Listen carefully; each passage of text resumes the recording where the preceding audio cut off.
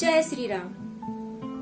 Friends, आज दुर्गा पंडाल आशीष नगर रिसाली में हनुमान चालीसा कथा का आयोजन किया गया है।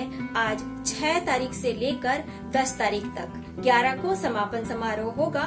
तो इस हनुमान कथा का आप सब लाभ उठाइए। रुको जरा हनुमान जी महाराज की। इसलिए तेरे बिगड़ी बनेगी तो हनुमान जी में कितना बल है, अतुलित बल है। अच्छा, कई बार देखने को मिलता हनुमान जी की जहां मंदिर में हनुमान जी महाराज पर्वत लेकर के खड़े हुए होते ना, खड़े तो कई बार हमारे मन में भी आता है, हम सोचते हैं अरे राम राम, वैसे तो संकट मोचन है, उनके लिए कोई बड़ी बात नहीं है, पर कम से कम थोड़ा बहुत तो उनको आराम करने देना चाहिए, है ना। लेकिन 24 घंटे बेचारे हाथ में द्रोणाचल पर्वत को लेकर खड़े। सब्सक्राइब करके एक प्यारा सा कमेंट छोड़कर जाइए। तो कई बार मन में आता है कि अगर प्रतिमा लगाओ, मूर्ति स्थापित करो तो आशीर्वाद वाले या गदा रूप से पर्वत वाले। हाँ, हमारे पीछे भी आशीर्वाद वाले हनुमान जी। तो मन में कई बार ऐसा आया, लेकिन जब हम हनुमान बाहु को पढ़े तो मन की शंका मिट गई। वैसे तो हनुमान संकट मोचन, तो हनुमान बाहु में लिखा हुआ है कि जो द्रोणाचल पर्वत को श्री हनुमान जी जो हाथ में लिए हैं, वो कैसे लिए हैं? कंदुक ज्यों तो खेल बेल जैसे फल भो। बोले पर्वत को हनुमान जी महाराज ऐसे लिए हैं जैसे कोई बेल फल लिए। तो हनुमान जी में कितना बल है, अतुलनीय बल है, जिस बल का कभी कोई वर्णन नहीं है। अच्छा, हनुमान जी के बल को रावण भी मानता है। रावण हनुमान जी के बल को मानता है। एक बार रावण हनुमान जी से बोला, रावण कहने लगा हनुमान जी से, हनुमान जी चलो हमारी तुम्हारी लड़ाई हो जाए। बोले हमारी तुम्हारी लड़ाई हो जाए। हनुमान जी बोले हम तैयार हैं। रावण कहने लगा लेकिन एक बात ध्यान रखना, बहुत देर तक की लड़ाई नहीं लड़ेगी। तो रावण कहने लगा एक एक मुक्के की लड़ाई हो जाए। हनुमान जी बोले इसमें भी तैयार है, पर एक बात बताओ, मुक्के की लड़ाई तो होगी, लेकिन फैसला कौन करेगा? कोई तीसरा व्यक्ति तो होना चाहिए ना जो फैसला करे।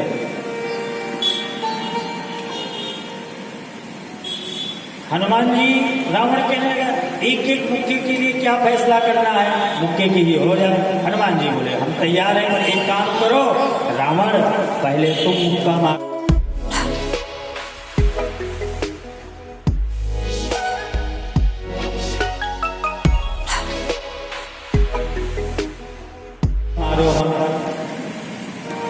रावण कहने लगा हम पहले क्यों, तुम क्यों नहीं? हनुमान जी बोले इसलिए अगर हम पहले मुक्का मार दिए तो हो सकता है तुम्हारा नंबर आए भी ना, इसलिए पहले मुक्का तुम मारो। और हनुमान जी महाराज जान टेक कपि भूमि न गिरा, वीरासन में जगबली बैठ गए, और जैसे ही बैठे संपूर्ण बल 20 भुजाओं का बल लेकर के और हनुमान जी के मुष्टिका का प्रहार किया। हनुमान जी महाराज बैठे रहे। अब 20 आंखों को फाड़ फाड़ करके रावण देखे, क्योंकि रावण साधारण नहीं बलशाली। हनुमान जी कहने लगे आश्चर्य मत करो, हम स्वस्थ हैं। हनुमान जी बोले अब तुम्हारी बारी, अब हमारी बारी, अब तुम तैयार हो जाओ मुक्का खाने का। रावण बोला ठीक है महाराज, अब बेचारा करे तो करे क्या। हनुमान जी महाराज जैसे मुक्का ऊपर उठाए, ब्रह्मा जी घबराए, हे भगवान राम जी की लीला तो पूरी होने दो। दौड़े दौड़े शंकर भगवान के पास आए, कहने लगे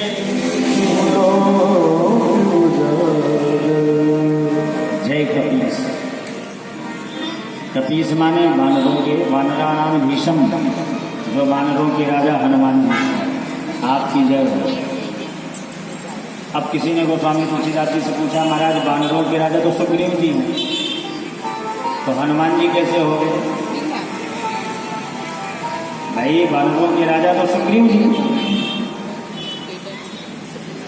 बोले वानरों के राजा सुग्रीव जी जरूर हैं, लेकिन सुग्रीव जी ने ही खुद घोषणा कर दी कि आज से राजा हम नहीं हैं, हनुमान जी वानरों के राजा आज से आप हो, क्योंकि वानराणाम धीशम।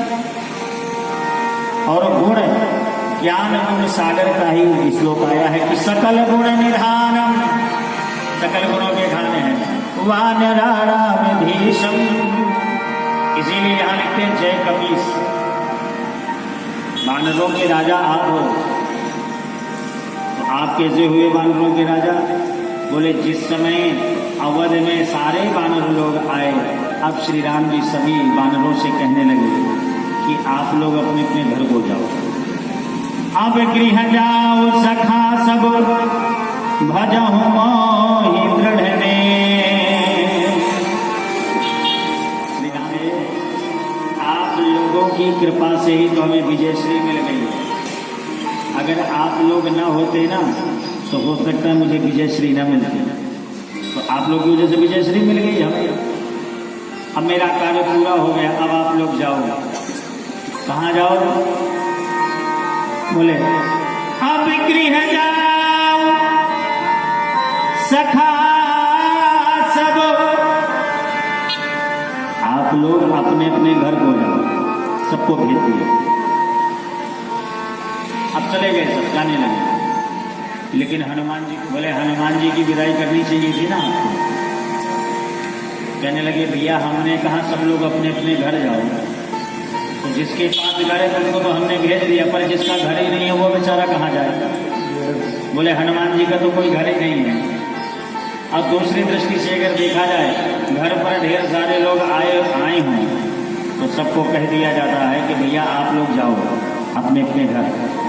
लेकिन जब कोई धनी व्यक्ति कर्ज लेने के लिए घर पर आकर बैठ जाता है और उससे नहीं कहा जा सकता कि आप भी अपने घर जाओ, तो श्री राम जी कहते हैं कि ये जो हनुमान जी है ना, ये हनुमान जी के हम कर्जदार हैं। और जिस समय अवध पर आए तब श्री राम जी भरत भैया से कहने लगे कि भरत भैया श्री हनुमान जी का हाथ पकड़ करके बोले कपि से पूर्ण नहीं हम आए। भरत अगर हमारे कुल की 71 पीढ़ी भी व्यतीत हो जाएगी ना तो इस कपि से पूर्ण नहीं हो सकते हैं। तो इस दृष्टि से अगर देखा जाए सबको विदा कर रहे हैं, लेकिन ये नहीं याद है भरत भाई गोपी से कपि से उरी नहीं, भरत भाई गोपी से उरी भरत भाई गोपी से उरी कपि से उरी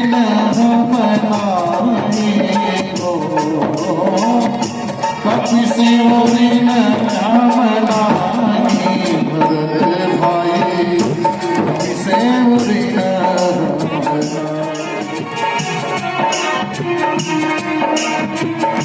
सोयो मर व्याघ्र समुद्र की ये कूदी पड़ो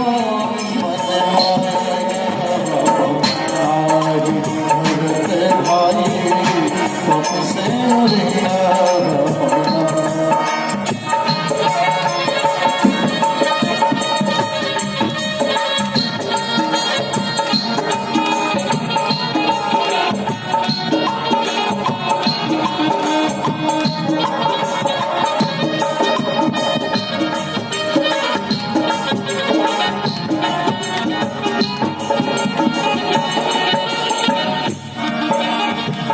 शक्ति बाण लगो लक्ष्मण के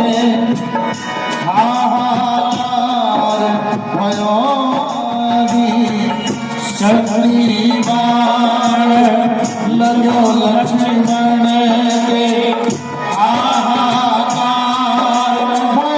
भयातर माही धौला गिरी तरफ भर ले आयो धौला गिरी तरफ भर ले आयो भोर ना होने पाई भरत भाई तुमसे उड़ी न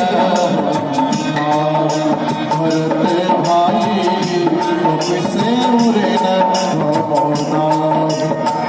अहिरावन की भुजा उखारी पैठ गया मठ माही जो भैया हनो मत नहीं होते जो भैया हनो मत नहीं होते मोहे बोला तो जग भाई भरत भाई तुमसे उड़ेगा भरत भाई तुमसे उड़ेगा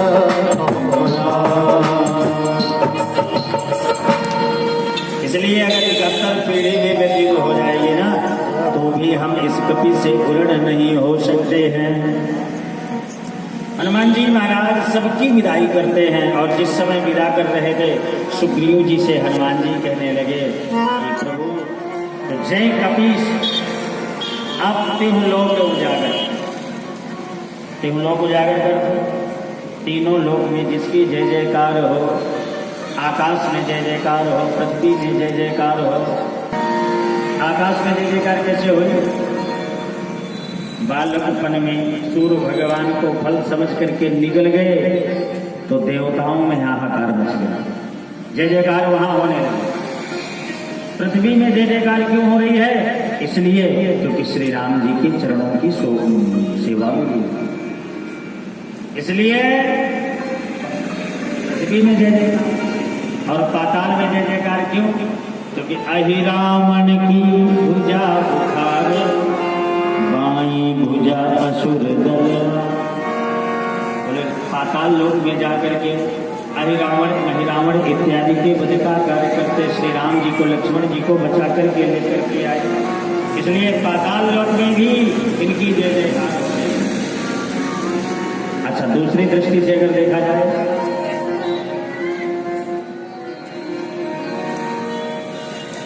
लक्ष्मण जी कौन है? शेष अवतार। शेष के सिर पर कौन है? पृथ्वी। शेष नाग भगवान कहाँ है? पाताल। तो पाताल का प्रतिनिधित्व धारण करते हैं लक्ष्मण जी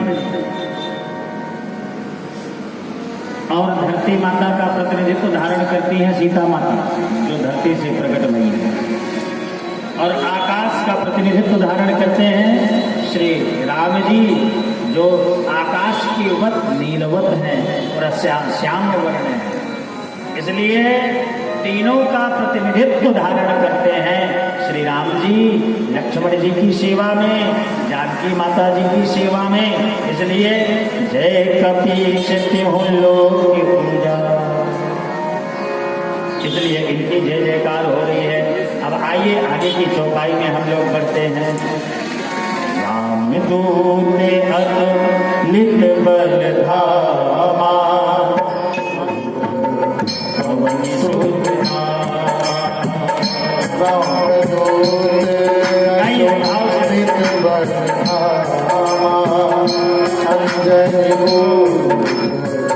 पवन सुत महावीर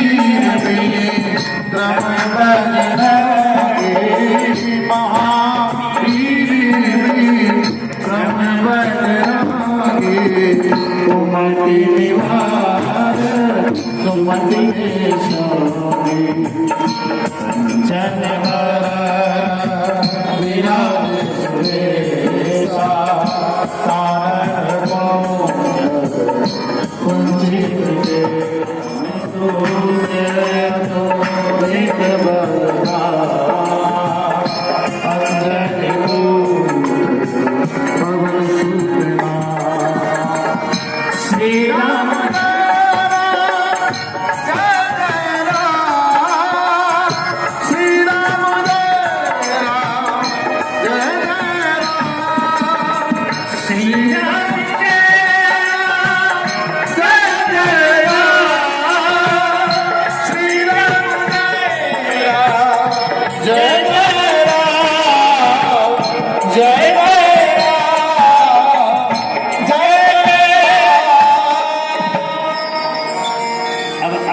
चौपाई में राम दूत अतुलित बल भावा।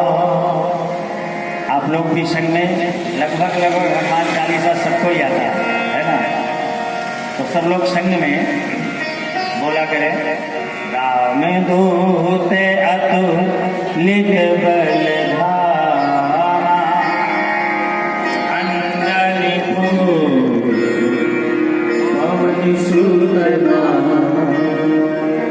अब रामदूत हनुमान जी कहते हैं हम कौन है? श्री रामदूत। दूत का मतलब क्या होता है? दूत माने संदेशवाहक, संदेशवाहक।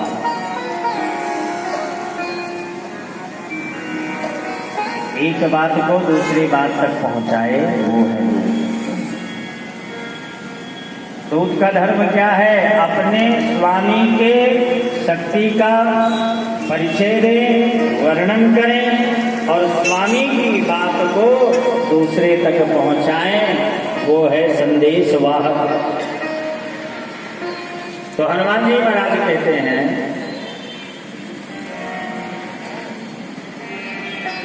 हम कौन हैं? रामदूत अतुलित बलधामा। रामदूत क्यों? इनको जरा भी संकोच नहीं हो रहा अपने आप को बताने के लिए कि हम दूत हैं। जब रावण के दरबार पर ये गए, रावण ने पूछा, हे वानर, कहीं के बल बन हारिस कीसा, अरे तुम किसके बल पर मेरे बाग को उजाड़ दिया? क्या तुम्हें भय नहीं है मेरा? आपने बल को ही उजाड़ दिया। हनुमान जी महाराज रावण से कहते हैं, जब रावण ने कहा तुमने किसके बल पर ये सब किया, तब अपने आप को रामदूत शब्द कह करके बताते हैं, बोले जाके ही बल लौलेस दे जित हो चराचर झार, दासदूत में जाकर हरियाणा प्रियना। हनुमान जी ने कहा, रावण तुमने पूछा किसके बल पर मैंने किया? जिनके बल से एक तृण से लेकर के ब्रह्मा इत्यादि तक, ब्रह्मा जी तक,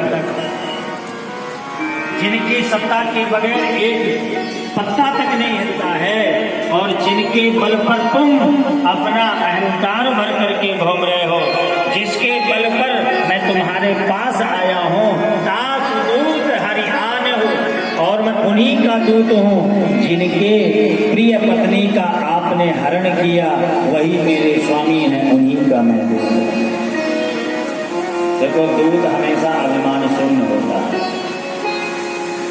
हमेशा अभिमान शून्य होता है। इसलिए अपने आप को ये बताने में कभी कोई संकोच नहीं कि मैं श्री राम जी का दूत हूँ। और यही बात जब माता जानकी के पास गए तभी यही शब्द बोले कि राम दूत मैं आपको जान की सत्य शपथ करुणा निधान। माता जी, मैं श्री राम जी का दूत हूँ।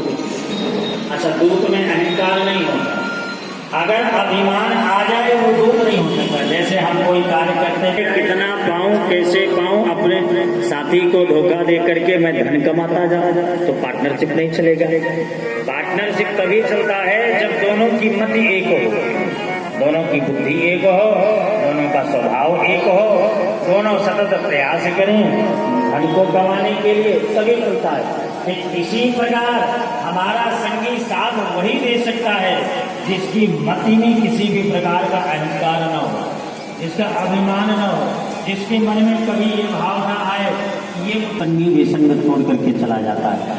हनुमान जी महाराज अपने आप को अभिमान शून्य होकर के बताते हैं, राम दूत मैं श्री राम जी का दूत। अच्छा, राम जी के तो आप दूत हो, तो दूत का बोले जिसका अहंकार मिट जाता है वो है। हनुमान जी महाराज जिस समय समुद्र के पावन तट पर खड़े हो गए और जैसे ही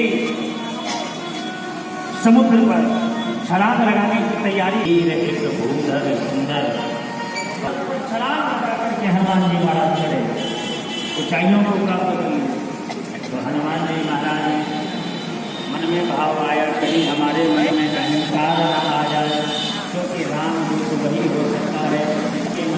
वाला जीव सबसे पहले वो अहंकार शून्य होता है। अब किसी के हृदय में अगर खबर करना हो कि भक्ति आई या नहीं आई, तो भक्ति सबसे पहले झुकना सिखाती है। भक्ति सबसे पहले भक्त अपने आप को कहे कामी हो, कुटिल हो, छल हो, अधम हो, इसका मतलब वो कामी कुटिल बंद हो गए। ये तो भक्ति की अहिंसा है। इसी प्रकार हनुमान जी कहते हैं मैं श्री राम जी का दूत हूँ, श्री राम जी का भक्त हूँ, और जैसे समुद्र लांघने के लिए पर्वत पर चढ़ गए तो मन में भाव आया कहीं मेरे मन में अहंकार न आ जाए, इसलिए तुरंत, इसलिए किनको पुकार रहे हैं? बोले रघुवीर को। अब वीरता का काम हो रहा है। और हनुमान जी महाराज चल कैसे आए? जिमी अमोघ रघुपति करबाना, यही भांति चलो हनुमान। हनुमान जी ऐसे चल रहे हैं, जिमी अमोघ रघुपति करबाना, इतना तेज से जा रहे हैं। परपत की नवलीक लगी कवि को दुखिदायो, मारुत नंदन मारुत को खगराज को ले भेग लजायो। ऐसे हनुमान जी जा रहे हैं, छलांग लगा करके पर खड़े होकर के रघुवीर को उच्चारण करते हैं, ताकि ऊंचाइयों को मैंने प्राप्त कर लिया, मन में अहंकार न आए। ये किसका है? बोले राम जी की कृपा से हो रहा है, इसलिए तुरंत चले। और किस प्रकार चल रहे हैं? बोले झिमी अमोघ रघुपति करबाना, यही भांति चले हनुमान।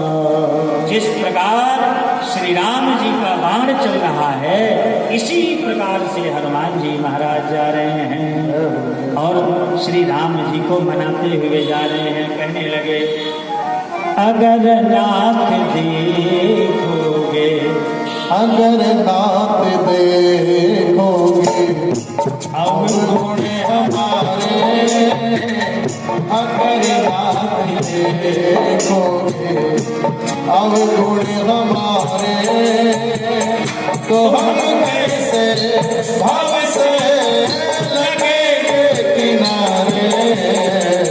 अगर नाथ देखोगे अवगुण हमारे, अगर नाथ देखोगे अवगुण हमारे, तो हम कैसे अब से लगेंगे किनारे। अगर नाथ देखोगे।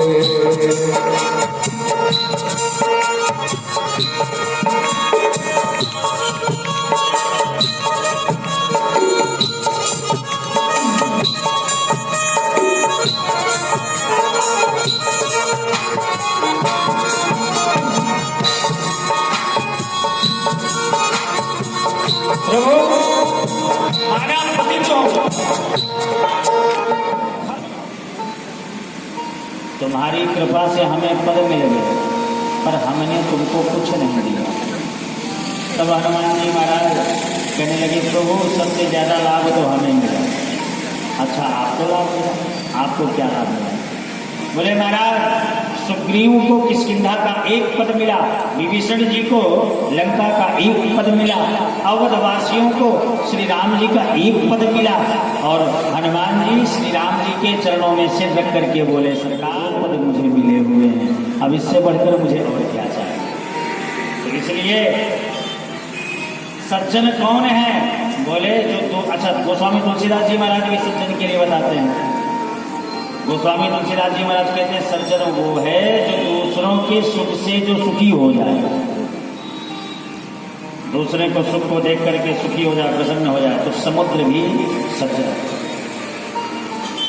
बारिश आती है, नदियों में जल बढ़ता है, घटता है, और नदियों का जल समुद्र में आकर ठहरता है।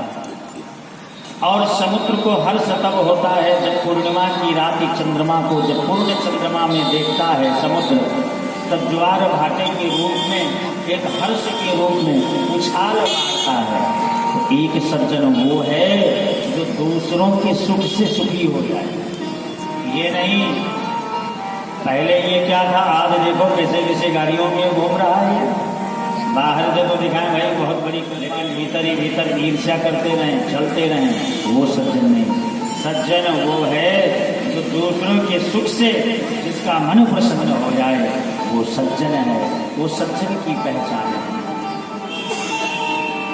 और इस दृष्टि से देखा जाए तो हनुमान जी महाराज के समान सज्जन कोई है ही नहीं, क्योंकि जिस समय किष्किंधा का पद सुग्रीव जी को मिला तो सबसे ज्यादा खुशी हनुमान जी को मिली। जिस समय विभीषण जी को लंका का पद मिला उस समय सबसे ज्यादा खुशी हनुमान जी को मिली। जिस समय अवध में श्री राम राज्य स्थापित हो गया उस समय सबसे ज्यादा खुशी श्री हनुमान जी को। इसलिए सज्जन की तीन पहचान परिभाषा है, एक श्री राम जी बताते हैं और एक हनुमान जी विभीषण जी को कहते हैं और एक गोस्वामी तुलसीदास जी महाराज संसार के लिए सज्जन की परिभाषा है। इसीलिए तो जिन सद्गुण सज्जन पहियावा,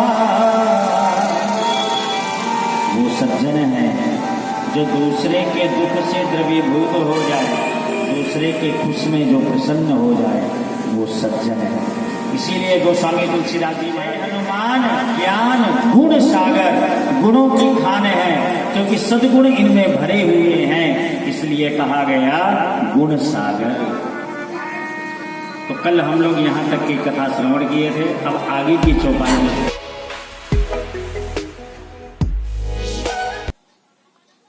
फ्रेंड्स, ये वीडियो आप लोगों को कैसा लग रहा है मुझे कमेंट सेक्शन में जरूर बता दीजिएगा और इस वीडियो को शेयर करना मत भूलिएगा। मिलती हूँ नेक्स्ट वीडियो में, तब तक के लिए गॉड ब्लेस यू ऑल। जय श्री राम।